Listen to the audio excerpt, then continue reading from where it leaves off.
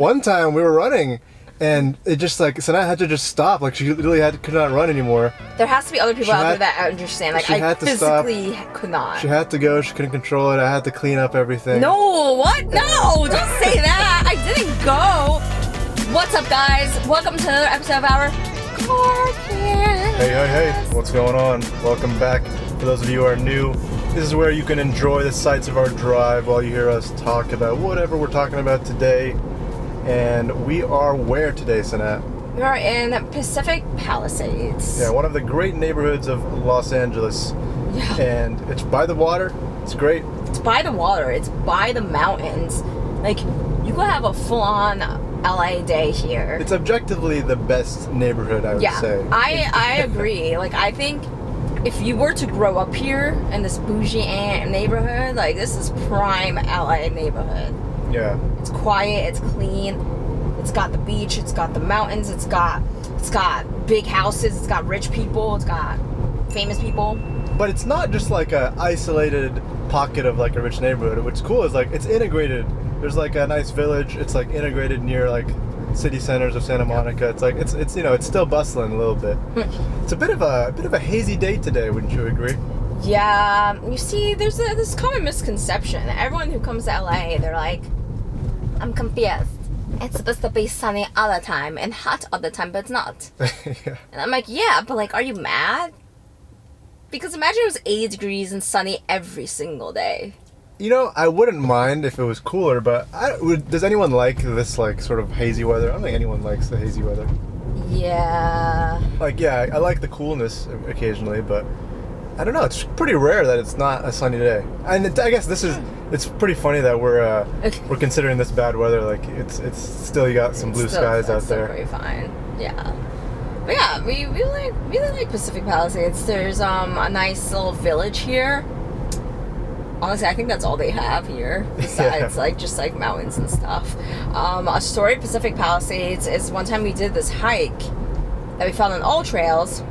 And the hike like started in a neighborhood, and this was in our old car, the Dodge Challenger, and we were really confused. We're like, where are we supposed to park for this? Because like you couldn't park anywhere. Like there were signs in front of all the houses like no parking. I'm like, where do we go? So we're driving extremely slow, like 5 miles an hour, just like looking at the streets in this rich neighborhood, and there was like this like old couple that would not stop staring at us with such like suspicion.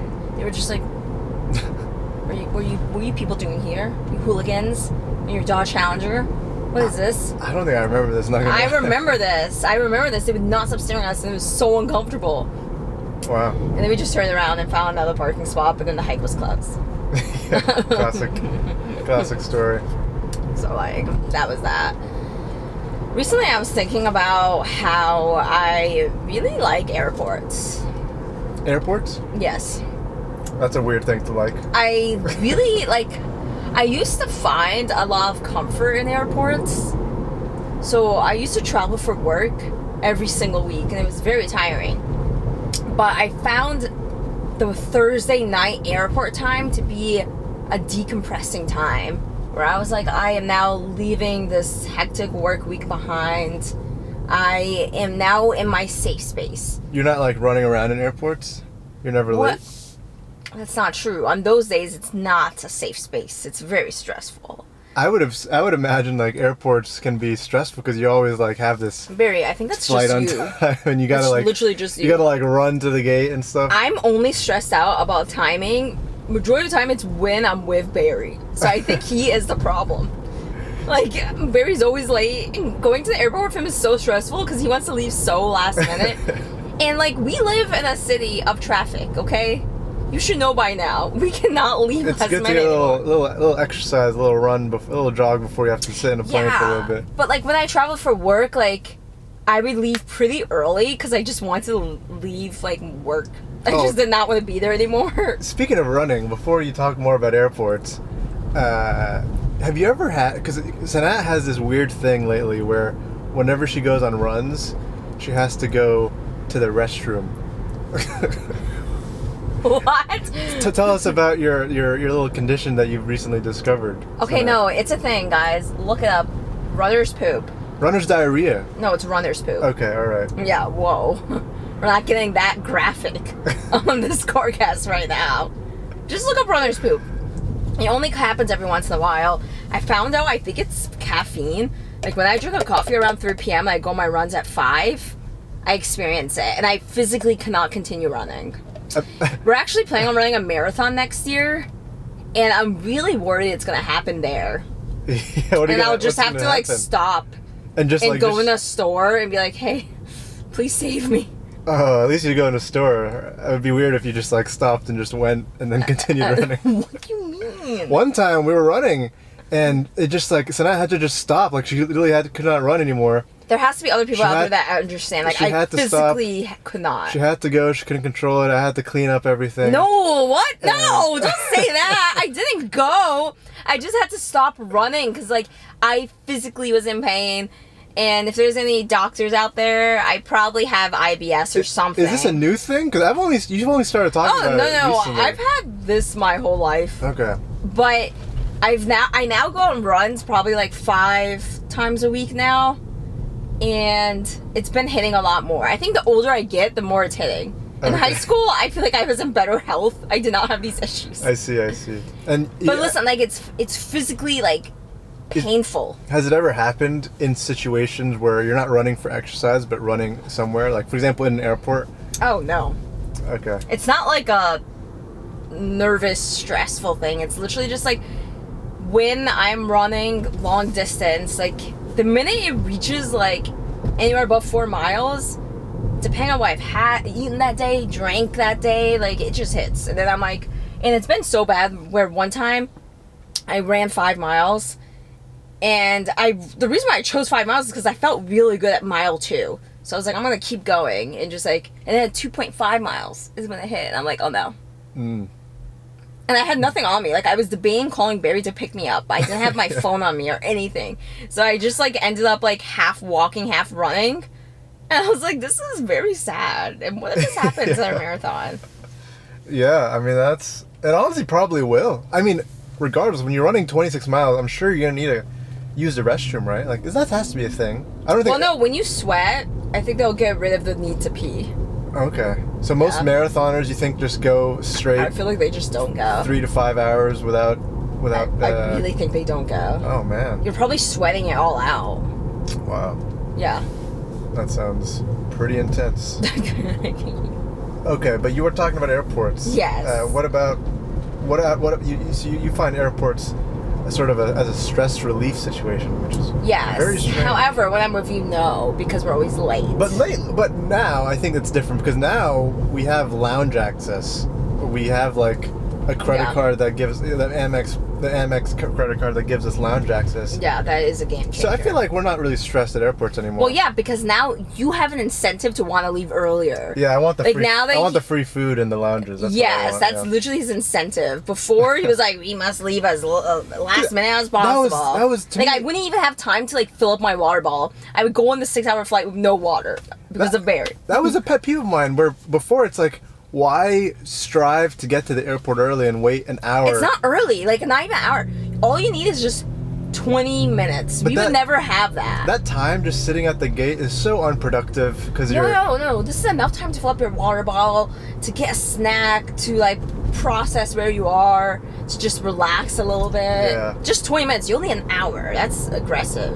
Like we would show up where boarding already begun and we're in security. Yeah, that's efficient. Because like, we're gonna get on the plane. Well, now I don't have time for anything. Well. And there's always a problem. Like I've had this situation a lot where if I show up late to boarding and I now have to board almost last, there's no like overhead cabin space. And then they have to grab my carry-on and I'm like, well, man.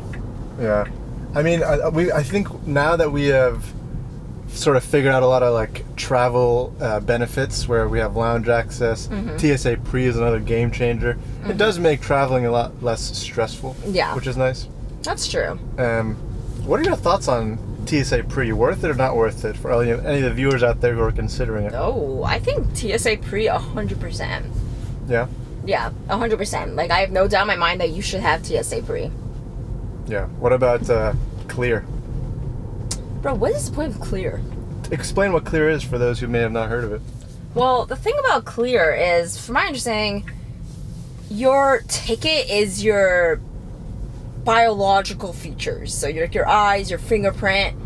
You don't need like an ID. They just scan your eyes or your fingerprint, and then you get to go through, and then you skip the TSA pre-line.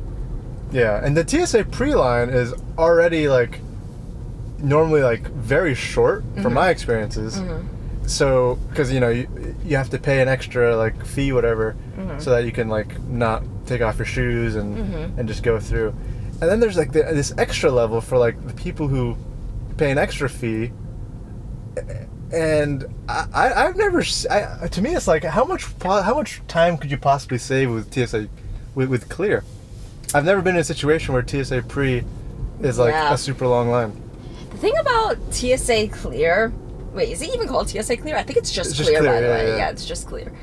The thing about Clear is, one, I definitely don't think you're saving that much time, but also like, what is it? Like I'm trying to process what it is. And it's the way the government, where it's like, you know, like, hey, we have your biological data. People are obviously really big fans of paying extra to save some time in the airport. Let's find another way to make another tier.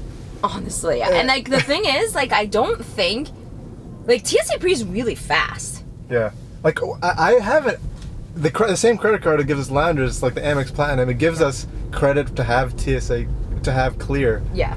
But I still haven't like just gone through the motions to apply and do this, because I'm like, I have no incentive. Like, what am I gonna? I'm gonna save 30 seconds.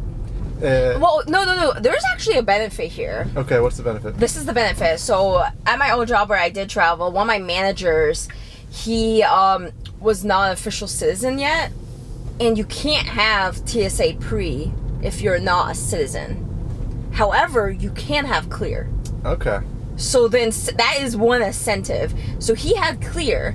I don't understand the process of why it works sometimes, but the point is that is a great incentive for people who are not a citizen. Okay, so pro tip out there: if you're a U.S. citizen, get TSA Pre if you plan on flying every now and then to have much. Honestly, I mean, it's like $80 for what is it? $80 for 5 years? I do not know.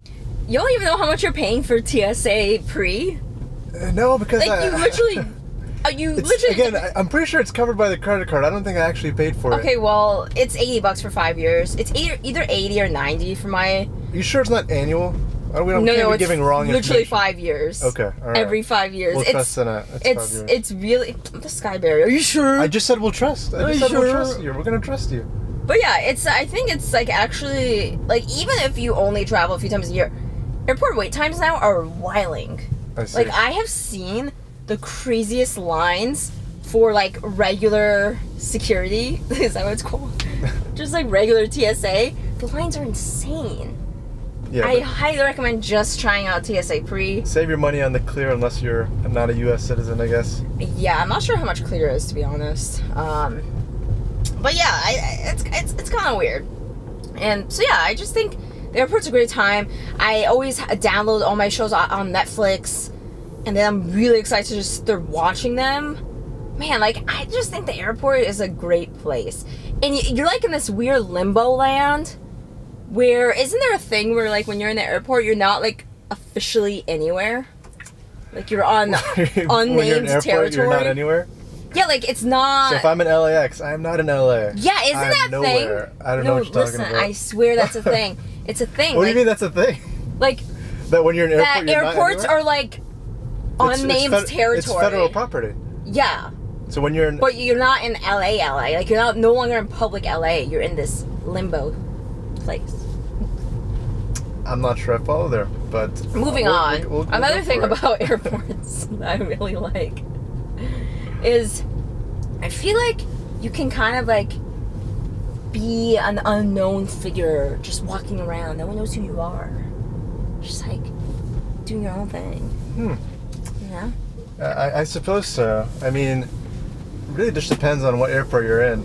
I know one time we were in an airport in a small island called Vanuatu, and that airport was pretty weird, where we were passing by security, and there was this man who was like checking customs, I guess, making sure our bags were safe and everything. And when he was looking through our bags, he said something very strange, and I'm trying to think what it was. I think it was like, he was like, "Oh, you have some medications." And I was like, "Yeah, just Advil in case we get sick." He's like, "Okay, nice. I have medications too for my depression." Wasn't it something that's like? Not what he said. It was something kind of like strange. He made a depression joke. Yeah, no, I don't know. I don't think it was a joke. I think he was just talking about his depression. Yeah. But it was like out of nowhere, and I was like, "Oh, well, okay. Hope you feel better." I can't remember. It was like that kind of situation. What? So in those kinds of airports, I almost feel like I'm part of a TV show or something, where it's like I'm in a strange land that is nowhere but everywhere at the same time. Maybe this is what you're talking about being in limbo. Yeah, that's not what I meant. But by the way, Sanaa picks the routes for these carcasts, and I think this is the record for the most turns in a single route. I've had to make like 15 turns now. Are you mad about it though? I'm not mad about it, but it's testing my multitasking brain. I'm not great at multitasking. Yeah, that's a skill Barry needs to develop. But like the thing about Pacific Palisades is it is like a lot of squiggly squiggle. Yeah. Like it's just like a winded neighborhood. Yeah. So you can't really avoid it. I think the most stressful experience I have had at airport though was an airport in Spain where I was sitting there. I was by myself, just waiting at my gate for my flight, and I'm like, it's kind of weird that we haven't boarded yet or begun boarding. I guess it's delayed. So everything on the speakers was in Spanish, so I have no idea what's going on. And then I processed very maybe 5 minutes before the plane was supposed to leave. I'm like, wait, I don't think this is the right gate. I think they changed the gate. So I panic. I look at the flight board thing, and I see my flight is leaving now, last call. It's all the way across the airport. I'm sprinting. I'm stressed. I'm like, I do not speak this language. I cannot be lost in this country right now. And I actually made it right as they were closing the door. They literally were physically closing it. I was like, please. Did you have any runner's diarrhea? No, it's runner's poop. You're so graphic right now. How is that graphic? It is. It's just poop. It's normal. Oh my god. Sounds like you have had some stressful airport stories. Yeah. I remember one time you sent me you had a video of you spilling your coffee in Russia. That was not. I mean, where was it? Was there not? I believe it was in Italy. Our friend Fahima took a video where it was at our departure. She was piecing out. I was going somewhere else. She's videotaping me boarding my flight, and I had coffee in my suitcase. And then the lady invites me to take my ticket. I turned around too quick, and then the coffee just spills, and it's probably this much coffee, and I'm just staring at it. And all you hear is Fahima's evil laughter, her evil cackling. She's like, ah! And I'm like, what is this? You should insert the video right here. Yeah, it was pretty wild. It's pretty embarrassing, I must say. Yeah, airports are a pretty wild place. Now we're at the beach, and the beach is to our right. It's so foggy, and it makes. Dude, it's crazy. Ooh, wow, the waves are huge. Wow. There's a lot of surfers out here. Yeah. I kind of like the vibe of a gloomy beach, though. It's kind of ooh. Yeah. Ooh, a little mysterious. I wanna be able to get to the airport fast. It's a very important part whenever you're choosing a place to live, to be able to be nearby an airport if you plan on leaving out. But the problem in LA is that LAX, the main airport, is pretty on it's kind of on the south side, sort of. And if you want to live in a nice part on the north side by the water, Yeah. it's kind of far, and there's no way around that because there's no airports around here. So that's the struggle of LA with this whole sort of airport thing. I agree. Oh boy, I'm supposed to take a left here. Am I gonna do it, guys? I will. That's LA driving, folks. my god. You have to Do you see how survive. stressful it is How is it when he stressful? drives? There was a lot of space, very safe. The way Barry drives. The way you got to get by in LA. If you drive without character, I'm not saying drive unsafe, but if you drive without a little bit of a backbone, it's gonna take forever to get places. It's true. You're making valid points there. But yeah, any other airport stories, or shall we wrap it up today? No, I'm good. Okay, well, thanks everyone for tuning in. Stay posted for the next time. Subscribe so you can get posted every time we post these every week. Peace and So love you as can get always. posted every time we post these. You would think by the 27th episode I would have figured out how to This close is these 28. off. This is 28. You would think after 28 episodes I'd figure out how to sign off. But you guys get the idea. Drop a like, subscribe, helps us out, helps the channel grow. There's over 1,000 of you guys now, which is pretty sweet. Pretty sweet. But peace and love as always. We'll see you next time. Bye.